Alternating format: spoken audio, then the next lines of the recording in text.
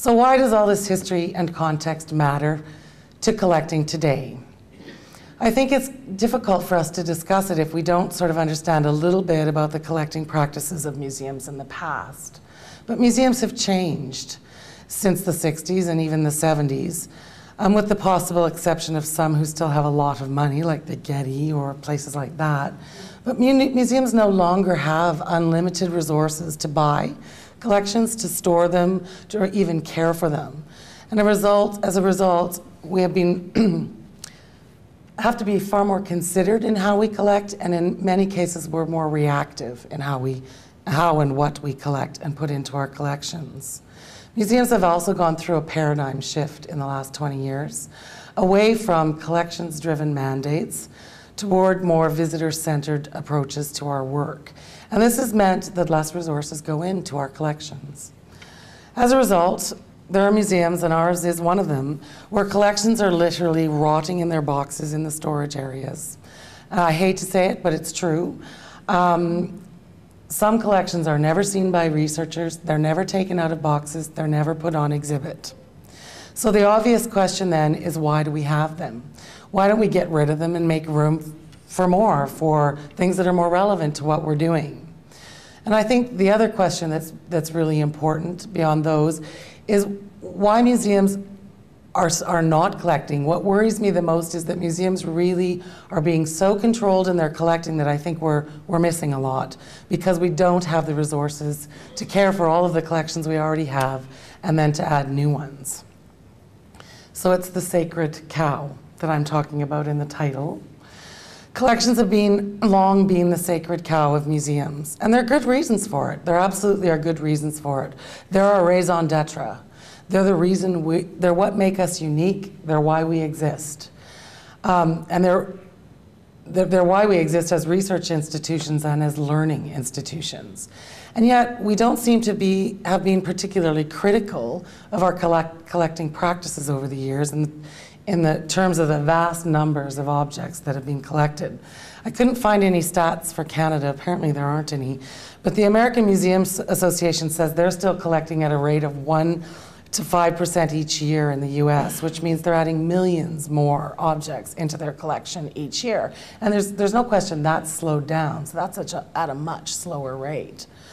I think one of the things, and this is an example, is we have a lot of duplicates, and not even so much duplicates in museum collections, but objects that have no provenance. We don't know anything about them.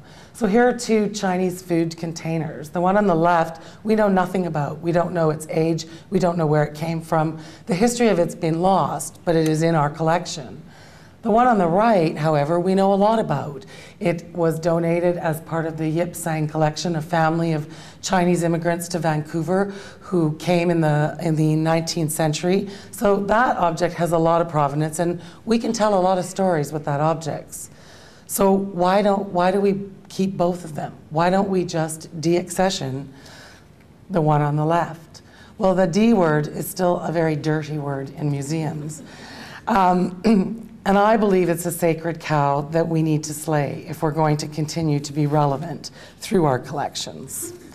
Most museums de-accession very few objects, us included. We do it occasionally, but we don't do it a lot. And yet I think if we did it, we could make room and resources for objects that are more relevant, better documented, and more likely to contribute to the knowledge and understanding of whatever the museum's topic might be. I think and I'm speaking mostly from a history museum perspective, because I think in natural history, which there are some reasons why you would never get rid of duplicates, but I'm not going to go there, because I'm assuming Wayne's going to talk a bit about that. So what does the future hold?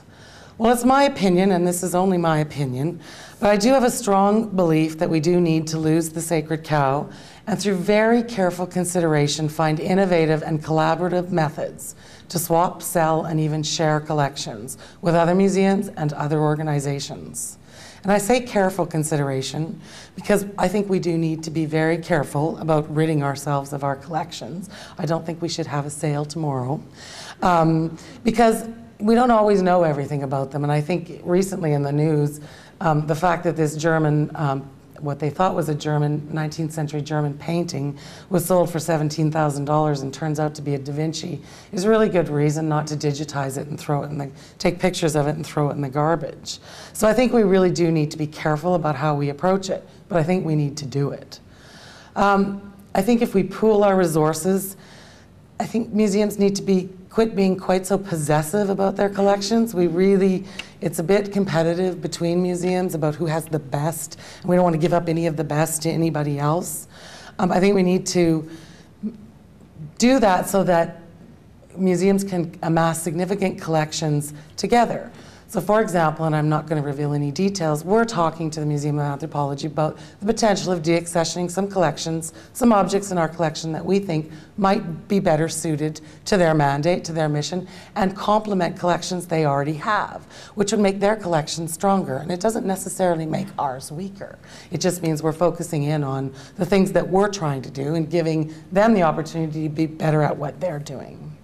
I think, secondly, we need to be more systematic in how we collect. I said earlier that a lot of collections were amassed by directors and curators and based on their personal interests, and I think that is true. I think that has changed. I don't think we have that, we're not able really to do that so much anymore. But I really think we need to create collecting blueprints. And then deaccession where it's appropriate and begin building collections for the future. And for MOV, that means we need to start focusing our collection on our new vision and direction, which we announced in the last year. So instead of collecting a piece of decorative art from China, for example, that has no collection or no connection to Vancouver, we would potentially collect the same piece of decorative art, but one that had a connection and a story that was related to Vancouver, because that's our focus. The museum, and thirdly, I think the thing that we need to do is do a lot more contemporary collecting. And we've done this. We've been doing it for some years. Our history galleries go up to the 1970s, which is far closer than lots of museums go in terms of history. Our neon collection is one area where we continue to grow this collection. And it's an interesting collection because it really tells the story. It tells a story about the 60s and bylaws and the way the city was developing and how they didn't want these neon signs. But it also tells us today about the continued development of Vancouver as buildings get sold. We are about actually to get this. We don't have it in our collection yet. It's coming off a building on Hastings, I think Joan said, yeah. So we're continuing to able with that collection to tell different stories from different eras. This is a pair of ostrich-skinned boots. And this is a good example of how we need to collaborate with community. Ken Brock, in partnership with the museum and the city archives, he's documented his life as a gay man in Vancouver since the 60s. And these are Ken's boots. And he's going to give the museum his collection and the city his papers and archives. And it will enable us to interpret a part of Vancouver's history that hasn't been easy to collect in or wasn't collected in, but we'll be able to build on that collection and, you know, tell the story, the experiences of one gay man, which should be able to tell us more about gay life in Vancouver over the last several decades. And last, I'm just going to, this is a strange one, but this is a picture of Dubai.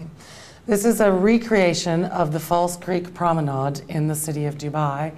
And I think these are the kinds of things we, as the Museum of Vancouver, need to collect, not the picture, but the developers who did this created it based on False Creek, our city. So this is Vancouver out there in the world. And I think we should be collecting models of this or the papers that, the sketches that happened to create it, because this is Vancouver being exported to a different part of the world. So contemporary, I think, I don't think we should focus entirely on contemporary collecting, but I think it's one of the things we need to do, particularly for our own experience. And that's pretty much all I wanted to say, so thanks so much.